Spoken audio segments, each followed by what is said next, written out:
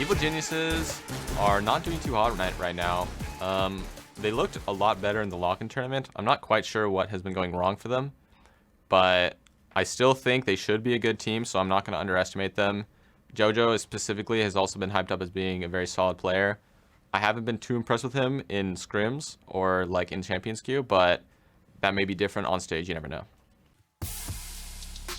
All right, a bit of a word from Ablazeolive. That was, of course, before today's EG victory, but here he is as well on Twitter, excited to play versus EG today, which means NA's next greatest talent will go up versus JoJo today. Fantastic. Hashtag Golden Guardians win. That's a quick shot of Jat's pride. It's for an unfair game. Which has found its way onto the floor. It's an unfair game. It was an unfair game. It's fair enough. Again, we'll workshop it. I promise you that. Let's talk about the mid laners, though, because in so many ways, as Ablazeolive mentioned, there's been all of this hype around JoJo, specifically coming out of the lock-in performances and some Champions Queue stuff, but he seems not quite that impressed. Yeah, and I mean, it's been a really cool week for Olive because, first of all, he got to go up against his mentor, Bjergsen, who he studied under, and then, you know, today he goes up against the next, like, big hyped NA mid. So that's really cool. He and Golden Guardians, I think, have evolved so much as a team. Their team, Liquid, their win against Team Liquid yesterday was really, really impressive to me overall. Yeah, and we'll always think about, oh, would you look at it? That's the play that we were just about to talk about. Thresh here, actually, on a trap that was about to get him. Yep. Oh, man. Just having to look at it again and again, you always find something new. And he really just popped off this game and in this moment. And he's only getting better. And so, like, talking about his summer split performance, how there were some all-pro votes that were sent in his direction. And of course, like, how he's actually been able to perform in this split as well. Goes to show, like, yes, this matchup is going to be exciting with how jojopyun has been able to perform in lock-in and in a few games till this point. We are putting all of our focus onto these two mid laners as EG and Golden Guardians go head to head with how hot both these teams, or rather Golden Guardians has been playing most recently and the uptick by EG today. We'll see who comes out on top in our final game of the day. It's Phreak and Azael standing by for the call. I don't know who that is, Dash. This is the Doug duo standing by for the call, but thank you very much either way. I know your heart was in the right place, just, you know, helping you get better for next time. Evil Geniuses 3-4, Golden Guardians 4-3. Obviously, the teams could tie at 50-50 after the game today. Question is, does the Golden Guardians 4-1 streak say that they're too good for it? I don't know. I mean, I think coming into today, you could have made that argument more easily than you could have had for the last EG game, where they just looked super good. They probably had their best game, I think, of the spring split. Lock-in, they looked really strong, but they absolutely stomped FlyQuest earlier. Looked really, really clean in that one. And I think that also builds a lot of confidence when you actually get to play 2 games in a day. You're coming off of a big win. So gonna be looking to see EG perform well here again. Danny had a big game. Impact gets a solo kill. Danny gets a solo kill. Inspired was playing really, really effectively. So I think Golden Guardians are gonna have their work cut out for them.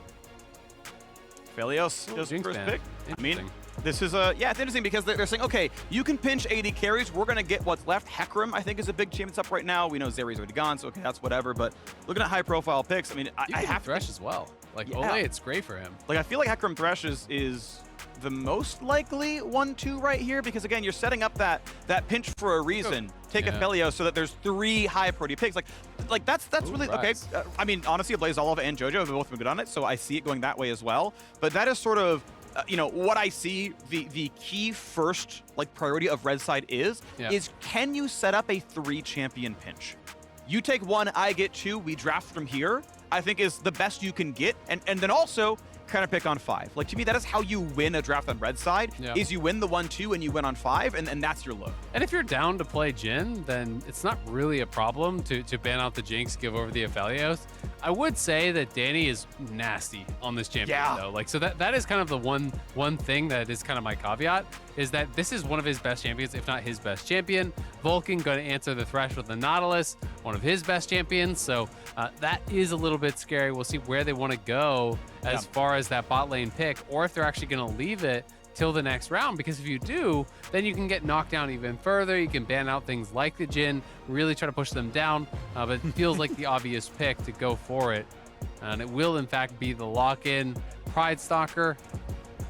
you know, he is not going to have his jungle pick, so that's kind of the difference. It's mid versus jungle, so we could see some bans thrown towards him, but he has been very flexible. You know, he likes to play those assassin jungles. He can still play the meta, so, you know, whether EG will ban out assassins being concerned about that, or if they'll just be like, yeah, we're just going to ban standard stuff. Zin's already off table, so, you know, ban out Udyr, ban out Trundle, those types of picks. I think that can make sense as well.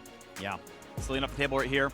Want to point out some interesting stats. I agree. I think Danny's Aphelios has looked very good. Across this year, though, he's 2-2 on the Aphelios and 7-1 on the Jinx. So if you're looking at saying, well, what's happened so far this season? And you're like, well, based on that, the Jinx has been more performant, then I buy that, right? Again, I do think he still looks very good. I'm not saying, oh, how dare they let him get Aphelios or vice versa, but just worth noting that the results have been the results.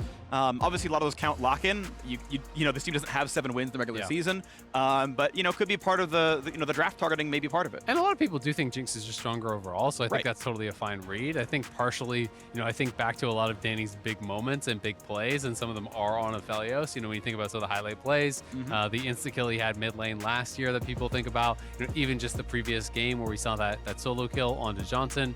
He knows when he can go aggressive on this champ. He knows the limits incredibly well. EG, though, not actually going to be targeting jungle. They are looking to target top, knowing that Impact will be picking blind, very likely, with the mid lane already picked on red side in your first 3. It's almost guaranteed to be a 5th pick for Licorice. So banning out Tryndamere, trying to protect some of those top lane picks. They could look towards Aurelia. That's going to get banned out as well. And on the other side, it's just mid bans, you know, targeting JoJo here. Corki, of course, is still available. That would not be a big shocker. But banning out some of these matchups that I think are more difficult or more annoying for the Ryze. The Victor can kind of outrange. And Hecarim, I think, has such a strong pairing with the Zillion that to me it's more about the pairing there than it is about the, you know, the individual matchup. Yeah, definitely strong. Anytime you can just like go team go as the Zillion. I mean, the man obviously scales up move speed really well also, and they can even get rid of even more of the farming junglers. I mean, it's already been, you know, taken. He's on the Hecarim, but Udyr can certainly match in clear speed. And hey, if you meet, you know, heads up in a 2-on-2, like, hey, you know, I run stun, job done. Like, you interrupt the entire kind of Hecarim combo, and you feel good on the way out, where Hecarim's like, well, if my ghost isn't up, Udyr's just faster than me, and this starts to look really ugly if he's there. I mean, Udyr is really annoying to actually deal with in the early stages, I think, for most junglers. Obviously, the engage is a lot more explosive on the side of the Hecarim. You have Nautilus there, so you kind of have your dive buddy. Gravesalk can reach backline. Just kind of the standard safe blind pick here. See if we'll get anything spicy out of mid or not coming through from JoJo. He knows the matchup. Azir would be something that could actually work out pretty well into the Ryze, but Syndra, I think, makes a lot of sense. This is a matchup that a lot of people are comfortable in. It's more kind of early mid-game power, which I think is kind of the focus of their composition. You have some hard engage, you have pushing lanes here, utilize the Aphelios, the Graves, the Syndra, try to push in, try to create pressure here, see what you can get done in those early stages. And Licorice with the answering pick, it's going to just be the Gnar. So it feels more of like a farm matchup, honestly. I do think this can go to skill, but Tryndamere, Aurelia, those are the more aggressive answers that a lot of people would be going for. And he wasn't willing to go Camille because it looks like he still wants to be able to team fight, be able to answer kind of what EG is drafting for while having a little bit of a splash of side laning power on that Gnar. So it'll be interesting. I mean, they can 1-3-1, they can group and play 5v5, but Ablazeolive coming off an incredible game on the Ryze. A lot of eyes are going to be on him. So time ticks down, and of course the lanes are where we expect them to go. Jungle Graves and top Hecarim were spots back in the day, but not in the present year or the previous one, to be honest. Golden Guardians locking in, hoping to get that 5-3 record. They have been really impressed. Another one, like, I mean, kind of what we saw with Immortals, where, look, it was a bad look. We saw Golden Guardians Academy team play during lock-in, so okay, what's going on? Well, it's a 0-2 start, what's going on? Oh, well, crap, you know, what if Golden Guardians aren't very good? But yeah, their current record of 4-3, that's off 4-1 in their last 5 games. They have really, really done well since that point in time, including that win over TL yesterday. This is a really scary looking team, and EG had high hopes based on lock-in. It looked bad early on, but based on the win today, maybe they're back in form. Well, and I think we're just seeing how competitive the league actually is. I think we have, you know, some of the strongest bottom teams in the league that we have ever really had in the LCS. We're seeing that these teams are not pushovers. A lot of the teams that looked weak early are improving, are taking down top teams now. A lot of players have been talking about that. Coaches have been talking about that, and we're seeing it reflected in the shifting standings as these teams battle back and forth.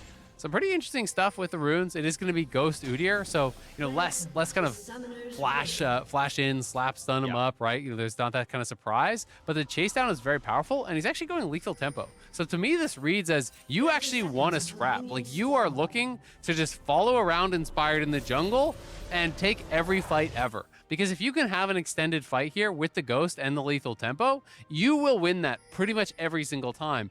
And even champions like Graves actually have to respect an Udyr. If you're overextended, you're playing Flash, he's playing Ghost, he can chase you down, he can hunt you down, and it feels really, really set up for that. So looking at Solik, who did it over the last month, actually the plurality build on Udyr is lethal tempo. I say plurality because he switches so many ways to, maybe he's going to be on, something move speed like a phase rush, maybe he's going to go conquer or something like that. Yeah. But 40% of the games are on lethal tempo. It is basically equivalent win rate to all of his top builds, so seems pretty popular. And then I'm looking it up right now what his primary builds are when going lethal tempo. What's interesting is the win rate on Triforce is like 3% higher than the Chem Tank win rate. Like, if you're going lethal tempo Udyr, you should Chem-Tank probably... is almost always phase rush. Right, but if you're going lethal tempo, like just looking at the games where he's going that keystone, people still go Chem Tank. It's just kind of worse on him. Yeah. And based on the style he's played, where he's got a bunch of Zed games and a Kiana game, I'm kind of expecting Triforce Udyr here. Yeah, I think Triforce could work really, really well. And because the magic damage is mostly just kind of like upfront bursty, I generally think like Triforce into tank and just kind of building armor is going to be pretty effective here against Hecarim, against Aphelios, against Graves. You can even go something like just Dead Man's second and be pretty effective at chasing people down with that Ghost and potentially Triforce. It might just be pure tank. And with just kind of like a splash of aggression, be able to take these extended fights very comfortably against that Hecarim, who has to respect that ability to Ghost. I mean, obviously he has phase rush to try to back it up, but phase rush does not last that long. Yeah. And Udyr just kind of keeps coming. So if you're overextended, he can chase you down.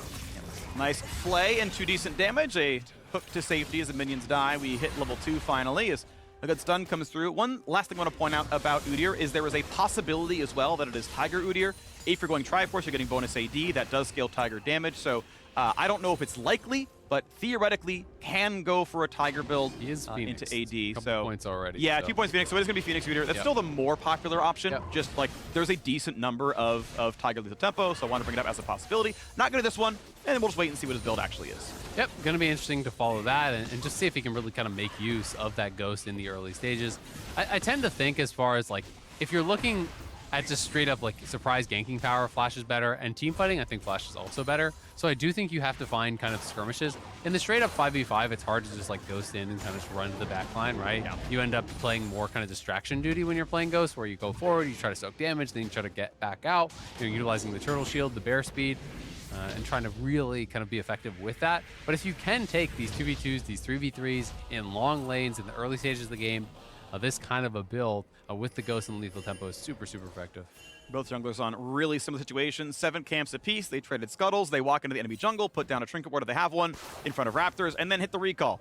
Very standard stuff. Even the recalls are nearly identical. Look, a ruby crystal. Look, boots of speed. Look, a control ward. So junglers have been identical. Complete twinsies here in the jungle. Pridestalker and Inspired. Which means, by the way, Pridestalker is already an LEC MVP, right? Across the first 4 minutes, he's identical to Inspired, so what else can I say? Yeah, straight facts. Ooh, he went for a different trinket, so sorry, not MVP. That's the difference. Yeah. That's what it takes to be an MVP right there. Yep. Just keep staying on the trinket board. ward. Yep. If only. If only. That's the situation that we're in right now. Very close game, of course, between these teams. The first play was in bot lane for Golden Gardens. We saw the attempted play into Deadly Flourish. Didn't end up being a whole lot there for them. And Inspired is back on his pretty standard camp. On to Krugs. Let's get the AoE going down as, Hecarim really, really wants to get level 6 and get his first item.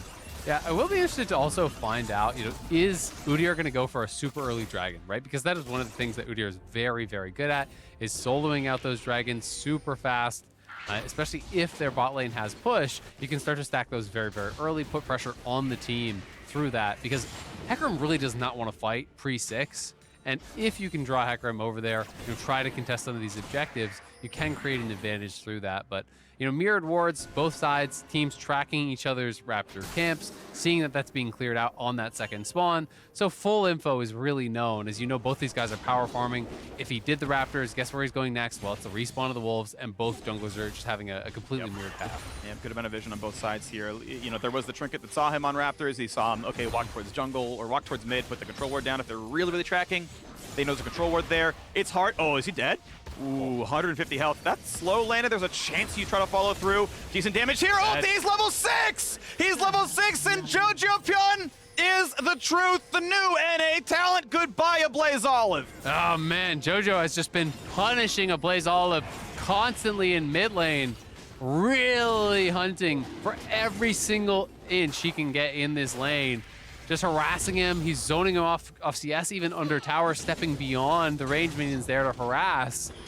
And as a result, you know, gets him so low, he catches him off guard. Ablaze didn't have the exact timer on when he would hit 6. Lost track of that experience. He hit 6, immediate ult, insult to injury, flash goes down too, and he had no TP. So the wave is gonna bounce, and we can see this in the Rocket Flip the Switch replay here. Hits the scatter, has him really, really low. The biscuits are popped, but it's just this last little bit of minion. Cues the wave, gets 3 minions down at the same time, hits 6, immediate ult, gets the flash too. That is really good stuff there from Jojo. Great laning.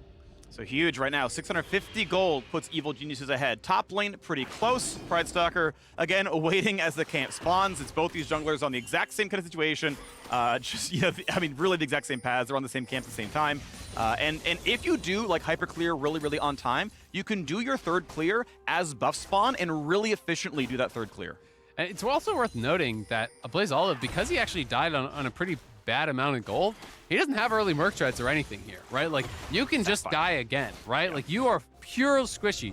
No health, no MR.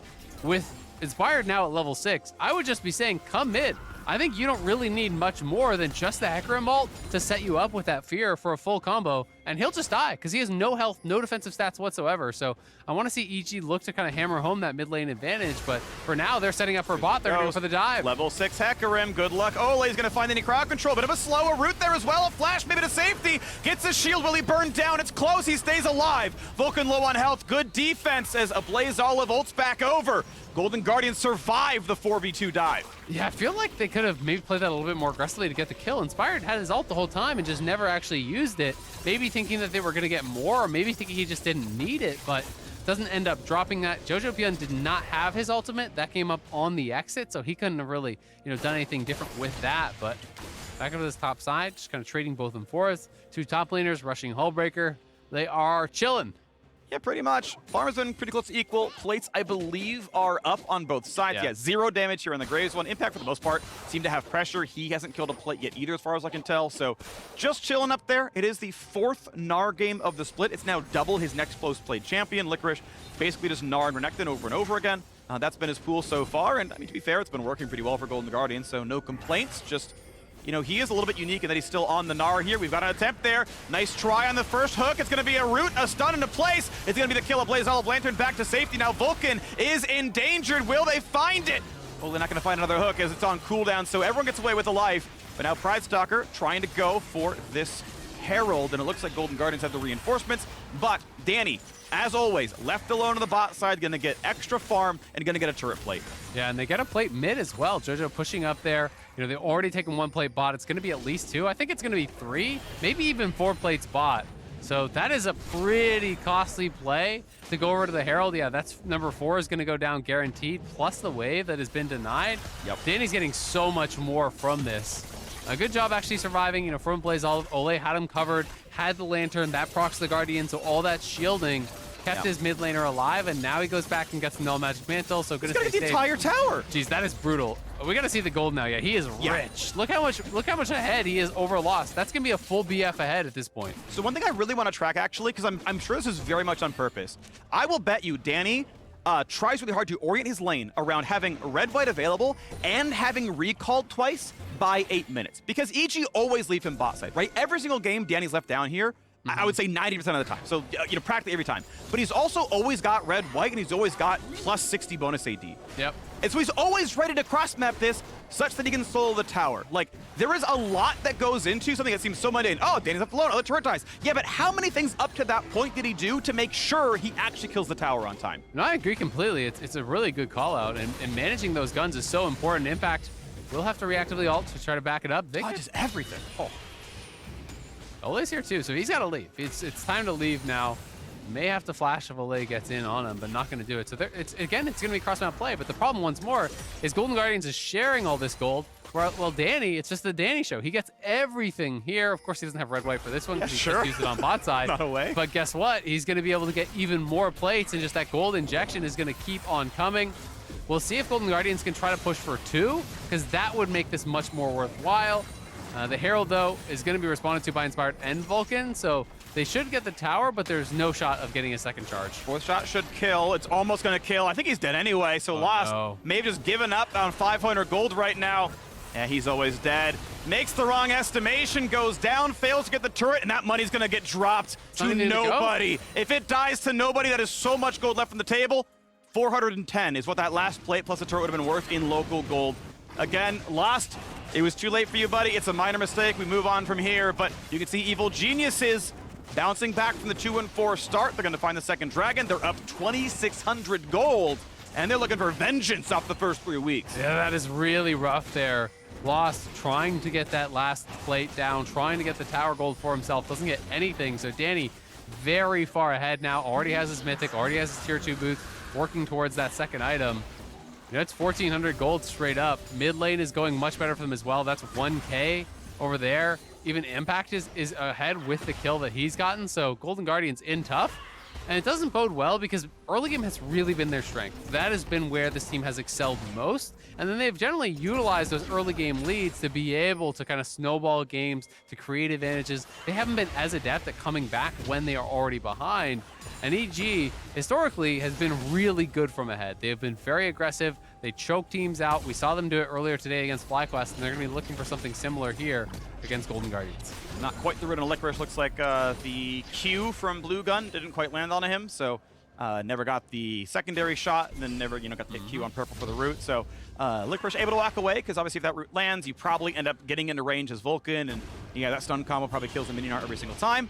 Just go back on the map. It is going to be a tank build for Pridestalker. Exactly. That's what I was going to check in on. Going for that chem tank. Of course, Hecarim is going to be doing the same. So it is just full tank. And he hasn't really been able to find a Hecarim whatsoever to create any sort of kind of counter jungle pressure. It is difficult to do that when your lanes are getting pushed in. And as a result, it's just been power farming, trying to clear very effectively. He is up a bit of farm. Did get that one early dragon. So has got some stuff done. But the problem is really with the lanes. The carries on EG are getting so much further ahead, and Jojo has just been relentless with this pressure, and EG is behind him at all the right timings. Anytime they know that people are missing from other lanes, they're here to shadow him. Vulcan Inspired show up. They preempt that play that Olleh and Pridestalker were looking for, and this is enabling Jojo to just play like the maniac how he wants to play in this mid lane, constantly pushing and constantly harassing.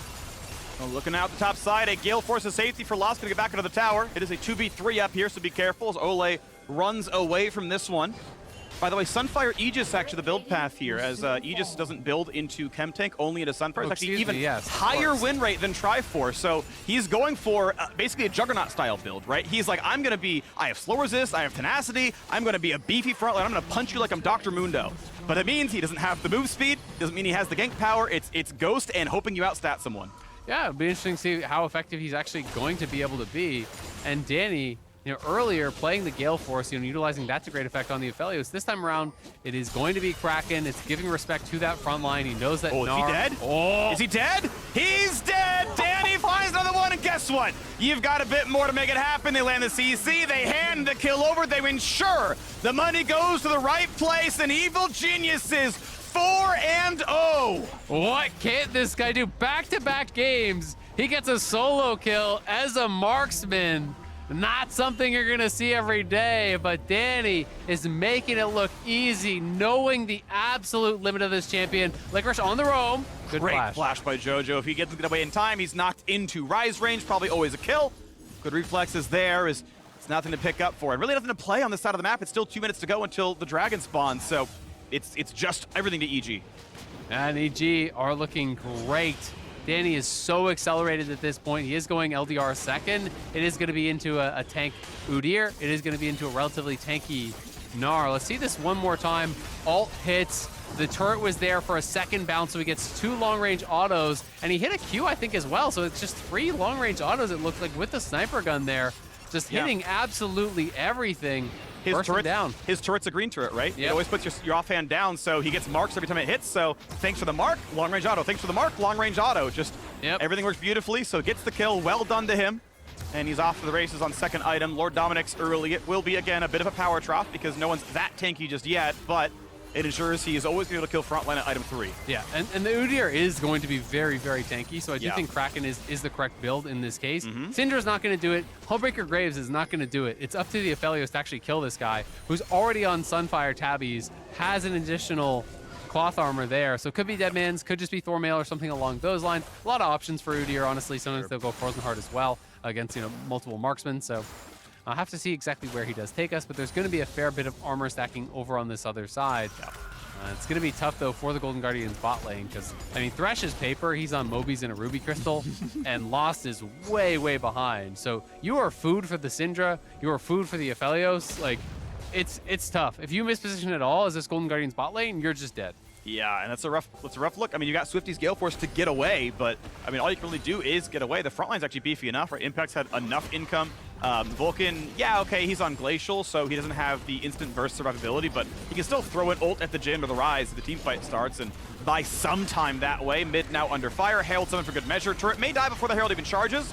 Honestly, pretty good damage out of the squad. Indeed, they will, so a 0 damage charge, but that keeps Shelly healthy, and that means here we go for turret number 2. They need about a 1,500 from the squad to make this turret actually fall. At this point in time, they're going to be held off, so Ablazeolive going to walk forward, but no play to be had. Of course, Gnar is busy in base as he now has to answer impact. Bot lane turret going to be about half HP.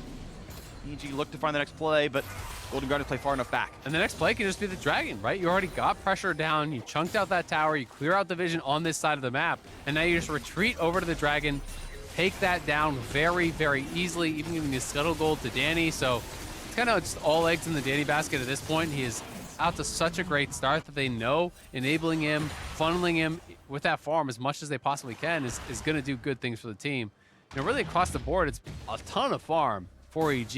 Impact is well above 10 CS per minute. Danny is above that mark. Jojo is just about there. And the Hecarim is pretty darn farmed as well. So EG is kind of just slowly pulling away through more efficient farm, through better laning, and through finding these kills and these objectives every time that the opportunities are presented. Yeah, when you started talking about farm, it was 70 CS lead for the 3 laners of EG, and 30 for Pridestalker, which, sure, that's a good lead, but, you could do the quick math, that's plus 40.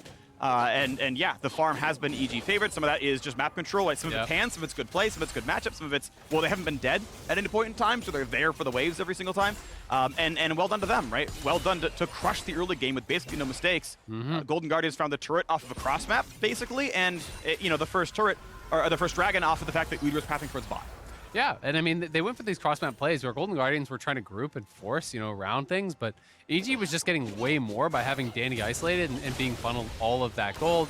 And now Impact looking to get a little bit aggressive, but it's just going to be a trade back and forth. Not a lot of kill threat really from either player, unless they kind of both opt into the 100-0 play, which no one is looking to do. EG is just playing here on this top side. That is when they are focusing their vision. Impact has no need to go for any sort of aggressive play. He can kind of just chill, continue clearing out waves, farming it out against Licorice, because his 4-man squad is creating the win, is creating the opportunities that they need to close this game out. His job is just to make sure you don't die. If you don't know where Udyr is and whatnot, you don't want to give up any sort of an opportunity to the Golden Guardians. And so he doesn't, right? Sure, I'll just get more farm than you, and we know that bot lane tier 2 is at about 30%. jojopyun now in 1v2 just breaks their ankles. Gets out of that one, goes quick stun on the wall. This should be a decent amount of damage here. Is it going to be enough, though, because reinforcements are coming, and I'm sorry, Licorice, but Mini Gnar is going to tank a stun, and he's going to take a dirt nap as well. A lot of CC, ult to be forced, and actually, I take it back. He's 1v2. He's getting out of there. Well done to Licorice. Yeah, Licorice, good bit of pressure down. Gets the full combo onto Impact with the very end of his Mega Gnar. Impact was trying to go for Vision. Olleh now with the hook, and do they want to re-engage? Box flay. Box doesn't land, though. Olleh's going to die. Snipe! Kill! Danny on a killing spree. Danny arriving, even Jojo TPing in there. That was a bridge too far for Olleh. Wanted to try to make something happen off of a good play from Licorice, but they already have pressure topside. You don't need to try to force in that case. They already did a good job creating some pressure. Licorice gets multiple members down there. They can go for a cross-map play as a result, but trying to go for more just means another kill for Danny. He farms your whole jungle now as well. And that advantage that was grabbed on the top side does not mean nearly as much. Yeah, it sucks to see that one happen, but the way the game has been going. Let's jump away, and gotta say, it is really fun to use Hex Gates. You just like feel smart for just like, I got to cross the map faster. I mean, in this case, he took a blue buff into the wolves and just gets right back out, and yeah, no one's chasing me. It's really hard, I feel like, when you're the losing team to actually get a lot out of them, though, because you lose vision control, and you're losing most fights, so you can't really just Hex Gate in blind. And what often happens is that the winning team just uses your Hex Gate against you, right? Like they counter jungle, and oh, there's too many people here. They take the Hex Gate back to their side of the map. You can't follow because then you're going into the stronger player, you know, guaranteeing that they get the opening shots and they're going to win that fight. Right. There's a couple ways to think about it. 'Cause I think it's an interesting topic as we're kind of waiting for the next dragon at this point. Is the biggest weakness of the winning team is that their base is far away from the action. Yeah. Right. Like, okay, I recalled to buy my items, and I have to walk 7,000 units and cross mid-wave and then finally do something, right? And so if I want to steal your Krugs, that's a 35-second walk. It's like, well, okay, this closes the gap. Another way of thinking about it is the winning team has twice as many Hex Gates to use, because you can both leave your base, and then only one of those teams gets access to the ones that cross the middle. Yep. So, you know, 2/3 of the map access belong to the winning team. And the soul is super powerful. Yeah. So it's all working together, I think. You know, it really is incredibly, incredibly strong. Ocean Soul was the old king. I kind of think this is the new king now that the chem tech is gone. This one's really good. Pridestalker looking for a play. They're going to run warp in. Play, very good damage. Vulcan is not tanky. Glacier doesn't help you tank yourself. And they're going to try for a little bit more. Roots in place. Root again. Snipes in from Jhin. Not quite in range for the last one. But the rest, no, it's not going to happen. They can't lock him down enough. But at least a kill on the board means something. That's not going to be a death for Ablazeolive. Now, is it enough to play for Baron? They're going to go for Desperation. I think Inspired is low. They have to try. He's got no ult. He's got Ghost. He's got no health. Licorice almost has Mega, so you have actually a really strong turn here. It's a risky play, but they're so far behind. This can be a game-winning play instead of fighting to not lose. Can they get back in? It will not be Dragon, so but Dragon's coming up right now. Here comes the team fight. Vulcan is coming out of base as fast as he can, using the Hex Gates. 5k health left. They just got to make sure they can mark Inspired, who cannot ult in. Olleh is low, needs to put the box down in. Danny finds one. They need the smite. It's claimed. But will they lose everyone? Pridestalker tanking the front line finally goes down. 2-0 so far. The chase in the back line is on to Lost. Lost is running from Impact. Impact's on the chase. The 4th shot's available. He lets Licorice run away on his own. It's going to be 3 deaths, but a Baron is an equal set of gold. But the rest of the map now belongs to EG. Yeah, and that's the problem. They lose the map now, so they're going to lose this tier 2. They're going to lose their jungle again. They're going to lose the dragon, but I respect the attempt because Golden Guardians are so far behind. If you play this game slowly, you will lose. You are out of control, falling further and further behind. So it's a smart, aggressive play. Olleh moving in to try to defend his jungle. Gets the Flay to not be rooted. However, still some damage out of Aphelios. Rooted now by Vulcan. The slow is enough to get in range for the root, but he's not going to be killed, so stays alive. But top lane turret fell. Impact took that one down. Well played. 8-1. Inspired now on the bottom side. Gets the 3rd dragon for the squad. So on Soul point, poised for a sub 29-minute Hex Tech Soul. The chance for a stun, not quite in time. He landed the smite, but it was in the last quarter second, so the recall completes. Yep. Here it is one more time. Again, I respect the attempt here. The call is just not even the turn for a fight. It's just full on, commit to it. Inspired actually does get in the pit. He procs the phase rush, runs straight in there.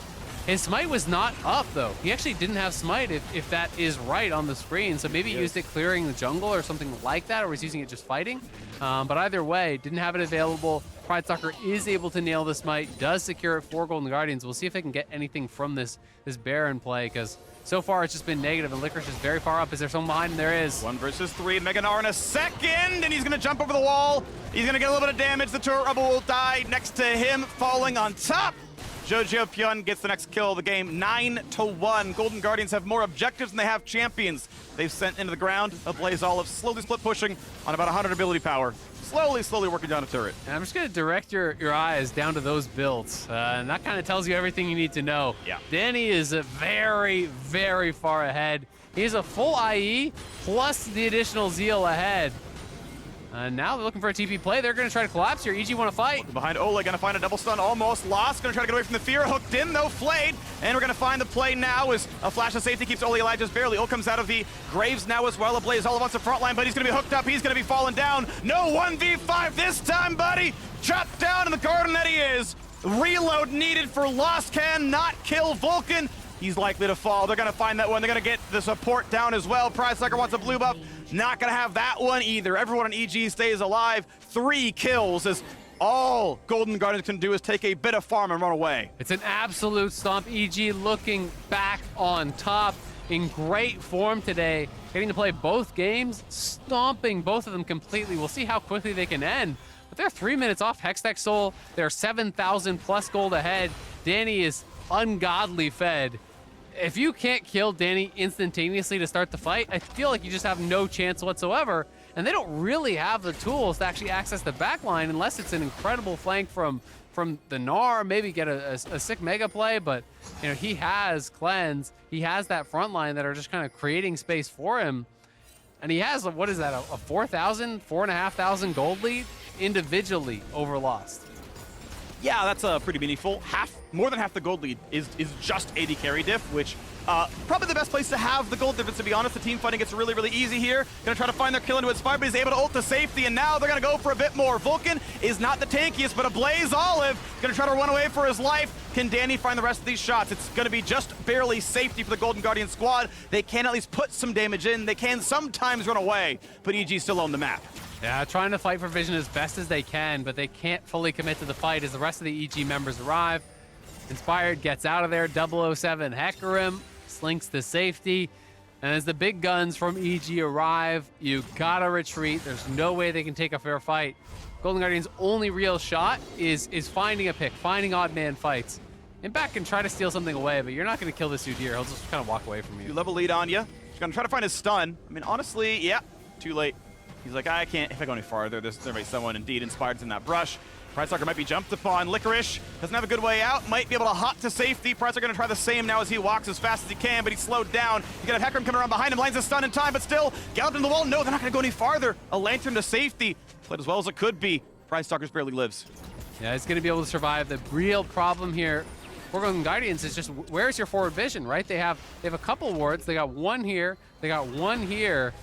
But I don't really know that's going to be enough to kind of get them in over towards that dragon because this whole quadrant is really controlled by EG. Vulcan flash over. Olleh's going to find the hook, though. Could be really good damage. The root's going to be in place. They could kill the support, but here comes a dive for Hecarim. Pushing Olleh right back in. 1 for nothing. And they're going to chase for a little bit more. Inspired inside the base. The chase on in. Danny is godlike. The Ablazeolive garden is burned to the ground. As are the hopes of the Golden Guardians. The base now in shambles. The bot lane wave. FLICKR going to try his damnedest. Finds a single. Couple of shots in from Jhin, but now they're out of range yet again.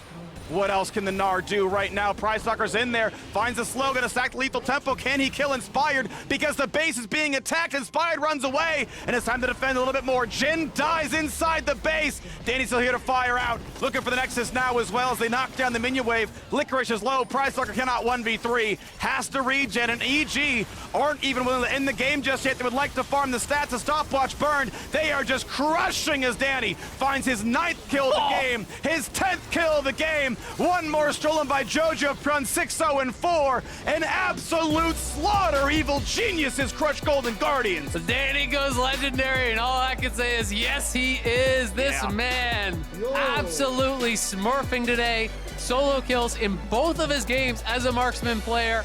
Him and Jojo ran the show in this one against Golden Guardians. Massive advantages created early through the cross-map play. Golden Guardians committing heavily to that top side, and Danny just farming plays, getting so much gold in the bot lane. Then they swap it up, they drop Herald bot, but Danny's top farming plates, he's getting a huge advantage there. And jojopyun's laning was incredible against Ablazeolive, was looked so oppressive. Gets the solo kill mid, was bullying him very, very early, constantly harassing him, pushing him in, creating advantages. And really, what else can you say? I mean, EG well and truly back here, looking so damn good. 2-4 start. They right the ship. They're back to 4-4, back to 500. They can look to go above 500 here tomorrow. Well done. Well done to EG. Good to see them back at 50-50. Again, they were the lock-in finalists. Expectations were sky high for this team. You tell me they're 4-4 after 8 games, I'm still surprised, because I expect more out of them. Yeah. But with the games we saw today, this is the form I expected after the first few weeks of games. This is the EG I wanted to see all year long. If they hold on to this, they are once again that top 2, top 3 team. It's the team that I predicted to win the LCS at the very beginning of it. If this is how they play, this is the team to beat. The question is, do they keep this form? Yeah, that is definitely the big question. But I mean, it really does boost your confidence when you see 2 games in a row, absolute stomps, incredible individual performances, good team play, like check. You know, they had good vision control. They snowballed the games pretty effectively. So there's not really a lot more you can ask out of them, at least for today. If they come in tomorrow and have another really strong game, then I think teams start getting pretty nervous about what EG is going to do in the second half. Because, yeah, I mean, they looked like 2 different teams between lock-in and then their first 6 games. And then these 2 games, it's like completely different, right? Yeah. You know, you take lock-in EG.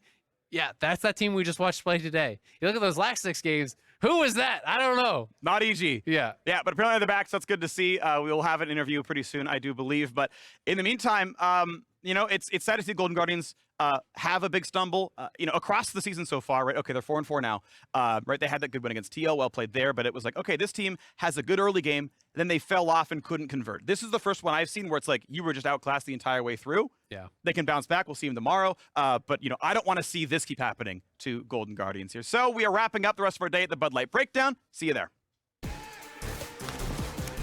Boom! That's us. Like that. The Bud Light Breakdown. Just like that. Welcome. Welcome to it.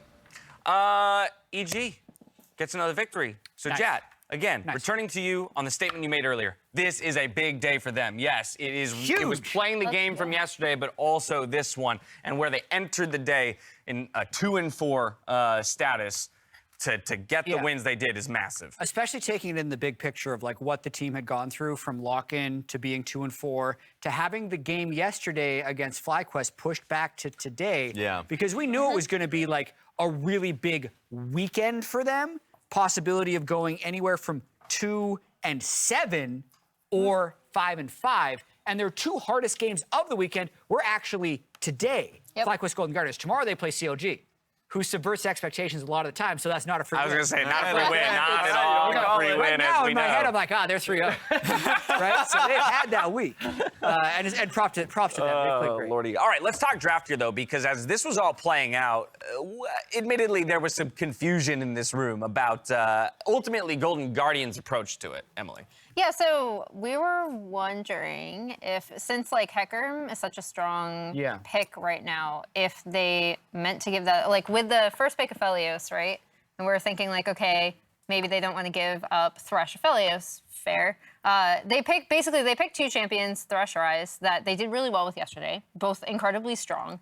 But they leave the Hecarim open then for EG to pick it up. And then end up with Jhin, Udyr on the backside of it. So I was actually very curious about this draft because it was incredibly impactful for EG not only to have the Aphelios, but to also have the Hecarim. It was weird to me, and maybe Golden Guardians had better justifications. To me, that it almost feels like they took a gamble and then didn't see the first pick they were expecting, and then maybe didn't adapt properly. That's just me kind of throwing out a guess. When they last banned Jinx, they're pinching Aphelios, which either tells me they have something they really want to play against Aphelios, or they really don't expect the team to take Aphelios, and they don't want to do the handshake later. But then the Jhin Thresh is just actually not that great of a lane into Aphelios. And then also, there's a chance they just think Udyr is better than Hecarim and they can get it on the 4-5 or something. But it just, the cohesion really wasn't there, and it was a bit of a perplexing draft for us. Yeah, it felt like a bit of a trade on that one, that they felt like, you know, Udyr and Hecarim could be something that they could trade for, but they didn't get much off of the Aphelios pickup knowing that they banned Jinx. And so, like, that's something to track a little bit more. I know Golden Guardians, just from seeing their previous games in the LCS Spring Split, draft much more differently and cater to, and is more likely to, you know, late pick their jungle. But this was the story of the game. That was wild, what we got to see from jojopyun in this matchup. Terrible timing for Olleh to die as well. I'm not sure if we had it in that clip. He actually missed a Q on the wave, which probably, like, mini tilted him going into that play and just didn't respect the level 6 and up. That was such a huge kill. And pressure coming out of JoJo in the mid lane also helped because, again, if you didn't see my Telestrator segment yesterday, a lot of the way that EG like to cross-map and set up for plays is funneling gold into Danny by just giving him alone time with turrets. So when he comes into this fight, he is already so significantly ahead on a pick where we already saw him get a solo kill on in EG's last game. So it was really cool to see EG return to that strategy and then also to have Danny deliver insanely well on the Aphelios again. Yeah, and this was a desperate Baron attempt from Golden Guardians. I think this is a good call by them with how far behind they were at this stage. The only problem was that, sure, you got 2 people out of there, but that gave, the opportunity for Evil Geniuses to take Drake. And so you really couldn't get anything off of it other than just buying more time, getting more forward vision, because, you're just buying more time to see if you can find another play, and EG was not letting you back into this game. Yeah, you already mentioned it, how powerful Danny was in the mid game, and he piloted that Aphelios that was given over as a first pick to near perfection there, picking up player of the game in our 6th and final game of the day. So good on him. And again, to me, Jat, in a number of ways, this comes back to that conversation we had as well about what this team kind of represents. Right, with a core of veteran players who are known quantities to a degree, and then 2 really young, hot prospects. To see Danny start to put numbers up like this again is definitely a confidence booster. Yeah, and it's such the start of the split is such a weird time because you have a perception of the team from lock-in, and really their 2-4 start was after like 3 weeks. Well, lock-in was also 3 weeks, and they looked great then, too. Yet, I think, myself included, we're almost ready to say, like, oh, wow, they're really going to be panicking if after 4 weeks they don't look good again. But the representation that you mentioned of them being the team that embraces development, that's what they've tried to kind of build with their org, bringing in Danny before a lot of other teams would be willing to bring in Danny. Like, he was an LCS starter last year. He wasn't even done school. Right, like they couldn't even. They were pushing back scrims an hour each day so he could finish his classes and then play. So it even impacted like the teams that were willing to scrim against them. It was a huge move to bring him in as early as they did. They've done the similar thing with JoJo in terms of bringing him in when he's so young. Right. So it's wanting to see it succeed, I think, is good for the growth of the young talent in NA. Absolutely. Danny picking up player of the game for this game specifically. Let's take a look at all of our player of the games from across the spring split. This is this is today. No, Did I get baited? Or this is... No, we got No, this is the full... Berserker 3. Okay, there we go. Getting multiple pogs, so yeah, this is just the full... There we go. Yeah, this is Spring Split. Okay, this is what, this is what was intended. Oh, is that 3 for both Berserker and Someday? Ooh, a little separation. There it is. Standings. There's a correlation between when Berserker plays Aphelios and when Berserker wins player of the game. It's 3 for 3. Okay. There it is. Fair enough. Perfect. Fair enough. And I mean, the fact that Someday is the one that's leading the charge from 100 That's Thieves what I was going to say, right? is already a pretty big statement for him. That means he's player of the game already in the majority of their victories, which is interesting because, again, when you talk about a lot of 100 Thieves success in the past, like, for example, last year, you look at the bot lane, right? So definitely it kind of insinuates a shift, at least for what's working right now for 100 Thieves. Now we're going to head over to High's Pro Corner, where he's standing by with jojopyun to break down some of his play from these most recent games. Hey everyone, I'm standing here with Jojo, and we are going to talk about that lane that just happened against Ablazeolive. First and foremost, before I play the clip, can you talk to me a bit about your Runes and Masteries? You kind of went very aggressive lane phase ones, Mana Flow, Biscuit, Ares, Scorch, etc. Was that because you liked this matchup that much, or were you kind of like, I'm better than this guy, I'm picking this to dominate him? I think just going laning runes in the match was really important since you need early game prio and you need to beat him early game. So I think going those runes are really important to get push. So that's basically my thinking. And I was thinking if he's not that good, I can also punish him really hard. Right, so like, I did, as we're watching this, you'll definitely see that you land a good majority of your Qs. Do you notice that when you're laning against players or Ablazeolive in general, that people change their movement paths? Like, he almost always dodges backwards. He never really dodged forward. Is that something you actively notice in lane phase? And like you account for that, or it's just kind of like he didn't do much to you? I do think about the movement at first, but I mean, he kept moving the same way, so then I thought about that, and then that's how I kept landing a lot of my Qs. Right. I thought he would switch it up, but sometimes he did. But a lot of the times he was just like moving the same way, so. Right, so I think something interesting that people don't really watch or pay attention to when they lane phases, you're playing to harass him and he's playing for the creeps. And that's a really bad thing to do in like these volatile matchups. So what made you want to do that versus him specifically? Because I don't think the Syndra matchup into Ryze is actually supposed to be this bad. Was it after your first few Qs, you're like, wow, this guy is not playing well. I'm just going to keep playing like this. I mean, I don't know. I feel like every time I play this matchup, it kind of ends up like this. I feel like if it's kind of Syndra, you know, that determines this matchup. I think if the Syndra is good, it will almost always end up like this unless you miss every Q, basically. Right, so tell me a little bit about your comms during here. You're extremely pushed up the entire lane phase from level 1 to 5. I'll show you, you're pretty much like tower diving this guy. You can't kill him, but like you're harassing him on a tower. Are you just not afraid of Udyr at all? And you're just kind of like, hey, like why are you this far up? Are you not scared? Do you have information of where he is? Kind of give us a little bit of insight.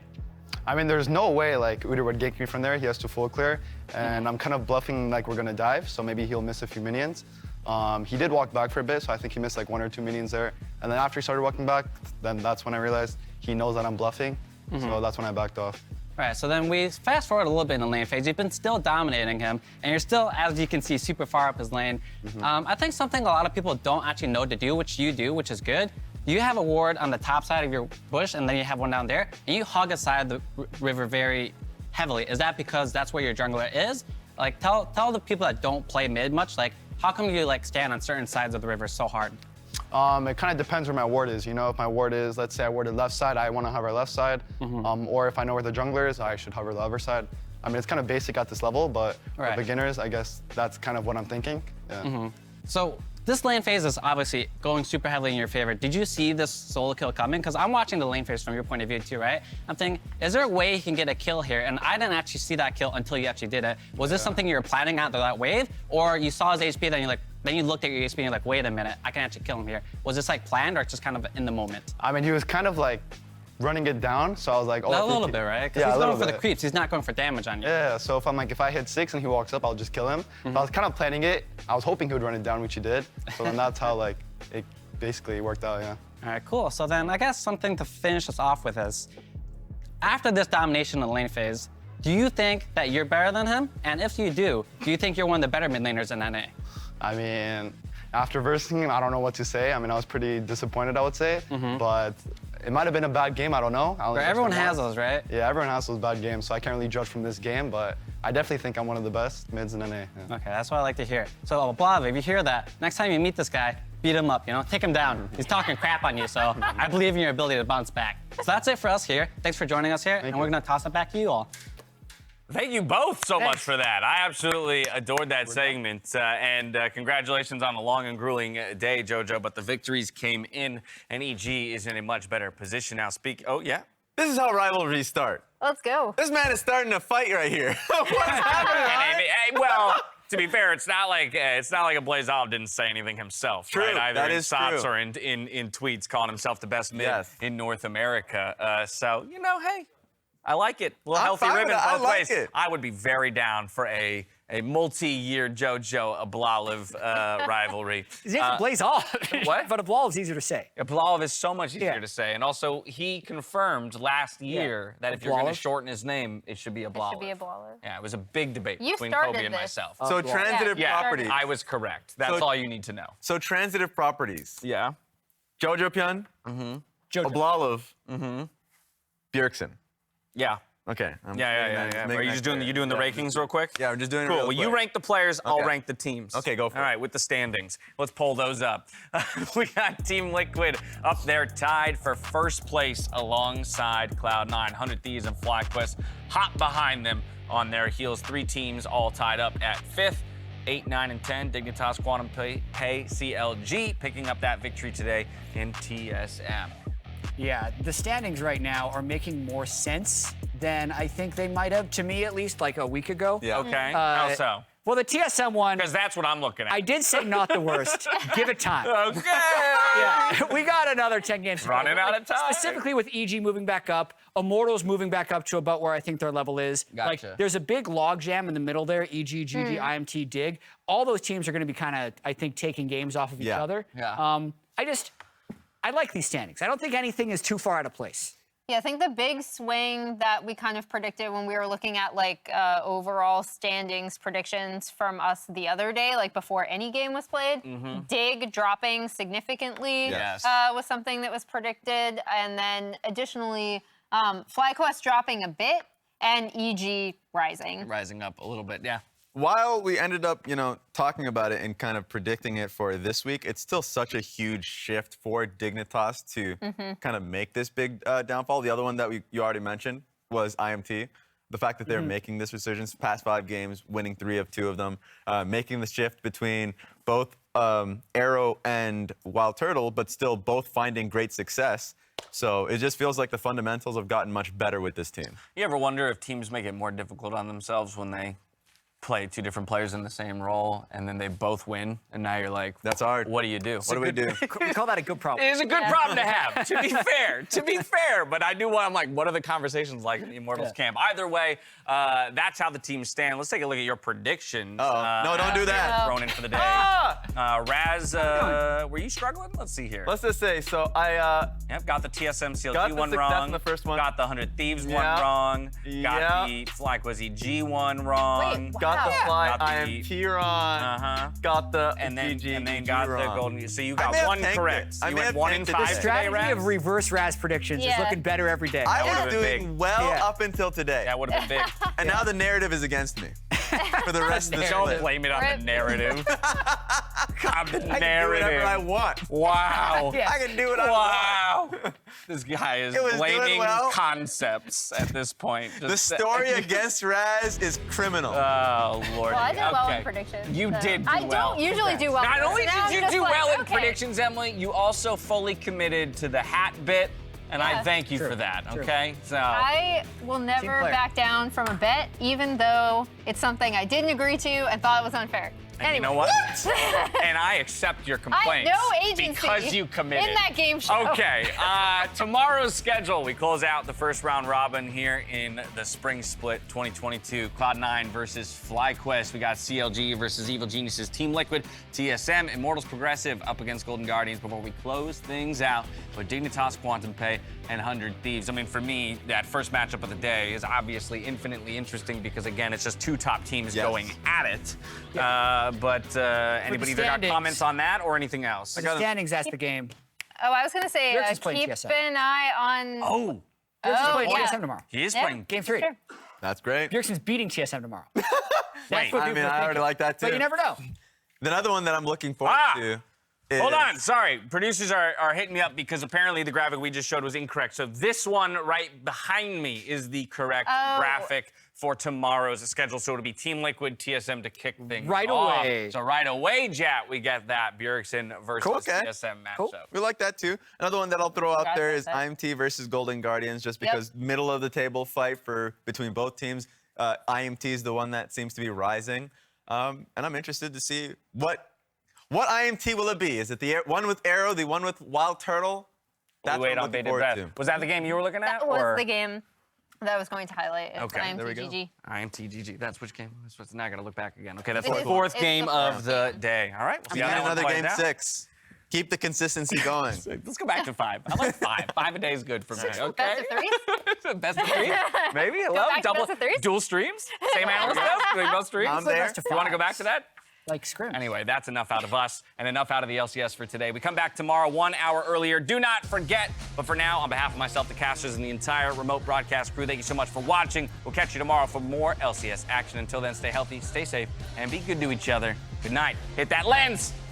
Ooh, that one was pretty Have close. you ever been high on the throw, or is it always low? I think it's always low I because I'm think you too got it short. as aim high. It's stuck in my brain right now. Bro, what's your East Coast? Can you sing it for us? Sing it, Like sing it. a Yeah, taste? I've been dreaming about the West Coast. That's how it is. Santorin now just rolls on up. The tower dive started early. Bwippo barely needs Santorin's help. In fact, he doesn't need it at all. Now he does. The Mega Nut transform is almost enough, but Santorin saves the day. Scoops him on in, but Han Summer is going to go golden, pulled back by the Lantern. River with the ulti in the back line, but Bwippo, Santorin flashing forward. Han's on a killing spree. Took out Neo on the way down, and Team Liquid are just going to clean house. All right, on 3, okay? 1, 2, 3. Go, go, go, go. There's Oh, you guys are noobs. That's lag. It's lag. And now Contract's going back through, and Hooney's going to be the target. Powerfox Flash ulti finishes off the Gnar, goes back in, finds the double. Yursan falls as well. But now Speaker's going to wrap around, but a good flash and hop out of Contract. He's going to leave Yursan to the front lines, and Luger is able to finish it off, and now they're going up. Powerfox sets it up, and Luger knocks it down.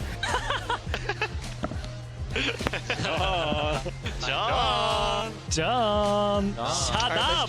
Winsome's still dead. No, not yet. But Vulcan lets it rip, and Summit turns it back around, finds himself a double kill. Leon are coming if they fight. Udyr no flash, Udyr no flash, Udyr no flash. Nice. Sorry, hold on. Hello? Phreak, what is that? I'm This- Soup. Yeah, this What? is You talked about it, No, right? we did. You're right. I told you you dressed incorrectly. The whole. I'm Soup? Can you say something like that you would say in the game? I'm solo killing him. I'm so good. How good am I? I'm solo killing him. Wow. Inspired is in, wants the big play, ward hop into a kick, into a waiting stun and a knockup. Well, there's the reinforcements and finds the first kill. They find a second impact. Says top die, bot die. Everyone get out of my lane. 3 for nothing. Second stun, thank you for the flay, a lantern for good measure. The pillar is in, and oh my word, everyone on FlyQuest just pitching in. That's gonna be a slow, that's gonna be a flash stun. They could always ult the chase as well. He shouldn't have an easy way out. When will they have to burn it? Goes in for the dive, they find the kill. Xerxes crashes down. Olleh now with the hook, and do they want to re-engage? Box flay, box doesn't land though. Olleh's gonna die.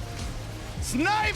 Kill! The risk gonna be in place. They could kill support, but here comes a dive for Hecarim, pushing Olleh right back in, 1 for nothing. And they're gonna chase for a little bit more. Inspired inside the base. The chase on in. Danny is godlike. The Ablazeolive garden is burned to the ground. As are the hopes of the Golden Guardians. The base now in shambles.